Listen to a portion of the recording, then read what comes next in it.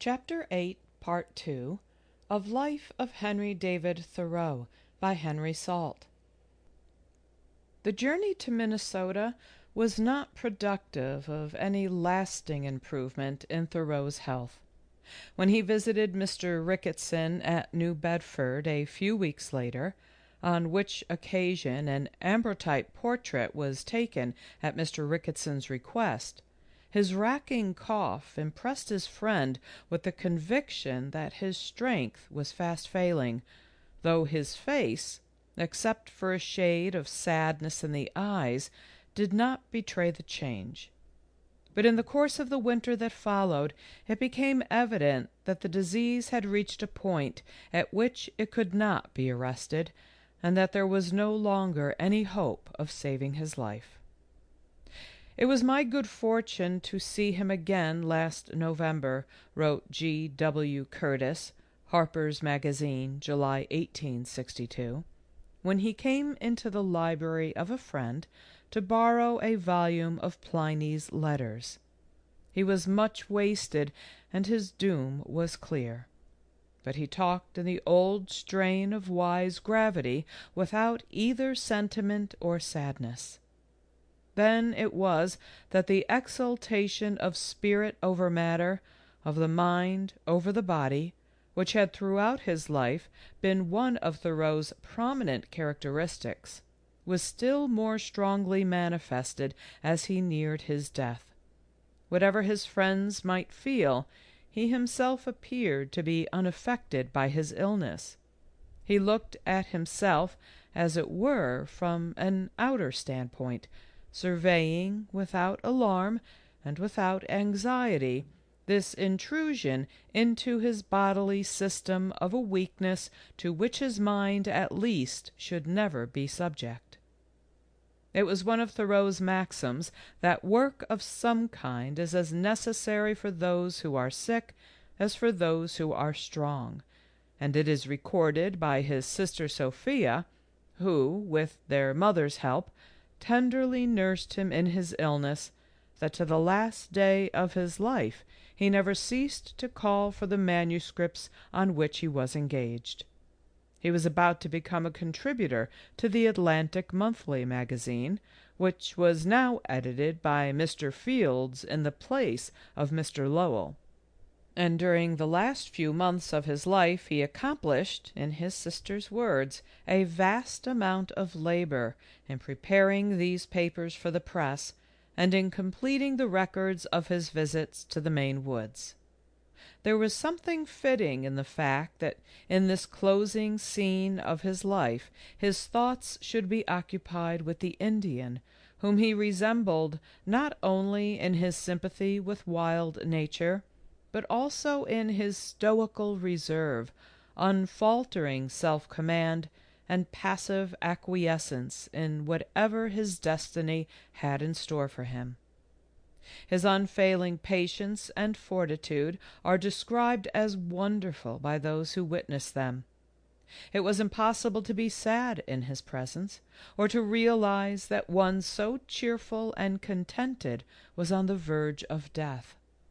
When he could not sleep, he would ask his sister to arrange the furniture so as to cast weird shadows on the walls, and he expressed the wish that his bed were in spiral form, that he might curl up in it as in a shell. At other times, when rest was not altogether denied him, he would interest his friends by a narration of his strange and fantastic dreams, saying that sleep seemed to hang round his bed in festoons.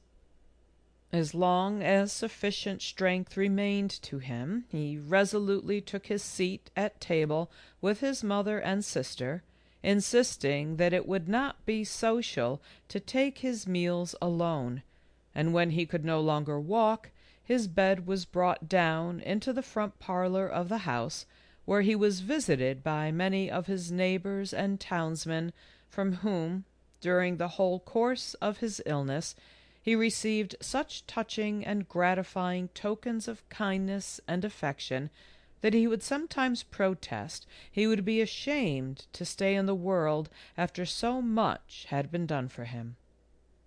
Several of the remarks which he made on these occasions were very characteristic.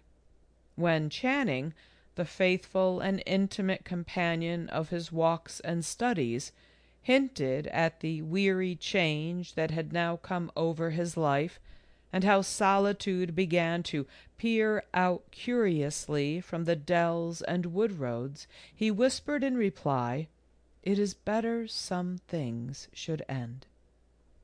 He said to Alcott that he should leave the world without a regret. Nor in these last weary months of suffering did he lose his shrewd humor and native incisiveness of speech. "Well, Mr. Thoreau, we must all go," said a well-meaning visitor who thought to comfort the dying man by the ordinary platitudes. "When I was a boy," answered Thoreau, "I learned that I must die, so I am not disappointed now. Death is as near to you as it is to me." When asked whether he had made his peace with God, he quietly replied that he had never quarreled with him. He was invited by another acquaintance to enter into a religious conversation concerning the next world.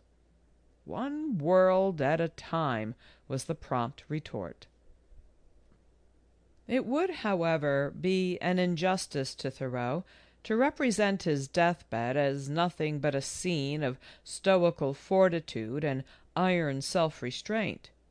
There are other and not less admirable traits of tenderness and love. From his window, which looked out on the village street, he saw passing and repassing some of his favorite children, whom he had so often conducted in their merry expeditions after the huckleberry or water-lily. "Why don't they come to see me?" he said to his sister. "I love them as if they were my own." And it is pleasant to read that they often visited him, and enjoyed these last meetings scarcely less than the first. The sound of music had the same charm for him to the end, and on hearing a street musician play some old tune that had been familiar to him in childhood, he is said to have shed tears and asked his mother to give the man some money.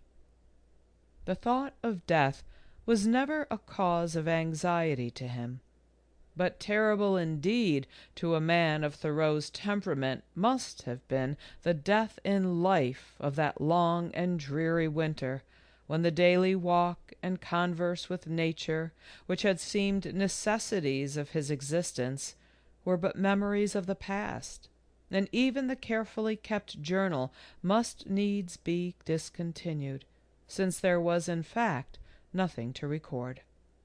Yet of this outer life, in which for 25 years he had so faithfully and unremittingly busied himself, he now spoke no word, and we are told that no stranger could have imagined from his manner that he ever had a friend in field or wood. Once only, as he stood at his window, did he allude to what must have been so constantly in his thoughts. "I cannot see on the outside at all," he said to his friend Channing. "We thought ourselves great philosophers in those wet days, when we used to go out and sit down by the wall-sides." There is on this point a singular and pathetic similarity between Thoreau's last illness and that of Richard Jefferies, who of all men was nearest to him in passionate devotion to open-air life. But Thoreau's sterner and more reticent nature would not give his thoughts the expression in which Jefferies found relief. It was on 6th of May, 1862, a beautiful spring morning, that the end came. At 8 o'clock, shortly after enjoying the odor of a bunch of hyacinths from a friend's garden, he asked to be raised upright in his bed. His breathing became gradually fainter and fainter, until he died without pain or struggle in the presence of his mother and sister, his last audible words being moose and Indian, the thought still intent on the scenes that had detained it so long. He was buried near his brother and sister in Sleepy Hollow, the quiet Concord burial ground, close to the spot which became the grave of Nathaniel Hawthorne 2 years later. An address was given at the funeral by Emerson, and one of Thoreau's poems, Sic Vita, was read by Alcott. Footnote: afterwards published in the Atlantic Monthly, August 1862, and prefixed to Excursions, 1863. A few sentences were omitted at Sophia Thoreau's request when the address was printed. Among these was one in which Emerson enumerated the persons whom Thoreau especially admired, viz., John Brown, the abolitionist, John Polis, an Indian guide, and one who is not known to those here assembled, i.e., Walt Whitman. End footnote. While we walked in procession up to the church, says one who was present, though the bell tolled the 44 years he had numbered, we could not deem that he was dead, whose ideas and sentiments were so vivid in our souls. Footnote: W.R. Alger, Solitudes of Nature and of Man. End footnote. As the fading image of pathetic clay lay before us, strewn with wild flowers and forest sprigs, thoughts of its former occupant seemed blent with all the local landscapes. We still recall with emotion the tributary words so fitly spoken by friendly and illustrious lips. The hands of friends reverently lowered the body of the lonely poet into the bosom of the earth, on the pleasant hillside of his native village, whose prospects will long wait to unfurl themselves to another observer so competent to discriminate their features and so attuned to their moods. His grave was marked by a red stone, which bore no inscription but his name and date of death. That stone is now gone. Its successor bears the names and dates of birth and death of every member of the family except John, whose birthday no one could recall. Thoreau's collections of plants, Indian relics, and the like were bequeathed by him to the Society of Natural History at Boston, of which he was an honorary member. The family business of pencil making was carried on for some years after his death by his sister Sophia, who herself lived till 1876. The last remaining member of the family was Miss Maria Thoreau, the sister of Thoreau's father, who outlived her brother and her brother's children, and died in Maine at an advanced age in 1881. But though the family is thus extinct in New England, the name of Thoreau is indelibly associated with the scenes amidst which he lived and died, and it has been well remarked that the village of Concord is his monument, covered with suitable inscriptions by himself. A cairn of stones marks the site of the hut on the shore of Walden Pond, where the poet-naturalist spent the 2 most memorable years of his life and wrote the greater part of his most memorable volume. Footnote: the following is an extract from the journal of the greatest of the many pilgrims who have since visited these scenes. A half-hour at Hawthorne's and Thoreau's graves. I got out and went up, of course on foot, and stood a long while and pondered. They lie close together in a pleasant wooded spot well up the cemetery hill, Sleepy Hollow. Then to Walden Pond, that beautifully embowered sheet of water, and spent over an hour there. on the spot in the woods where Thoreau had his solitary house is now quite a cairn of stones to mark the place. I too carried one and deposited on the heap. Walt Whitman's Specimen Days in America, September 1881. End footnote. My greatest skill, says Thoreau himself, in words that might stand as his epitaph, has been to want but little. For joy I could embrace the earth. I shall delight to be buried in it. And then I think of those amongst men who will know that I love them, though I tell them not. Truly, there is a love that needs not telling, that is deepest and tenderest untold. And those who understand this love will understand the secret of Thoreau's story, and will never fail to own and reverence the sincerity and heroism of his life. He kept the temple as divine, wherein his soul abided. He heard the voice within the shrine, and followed it as guided.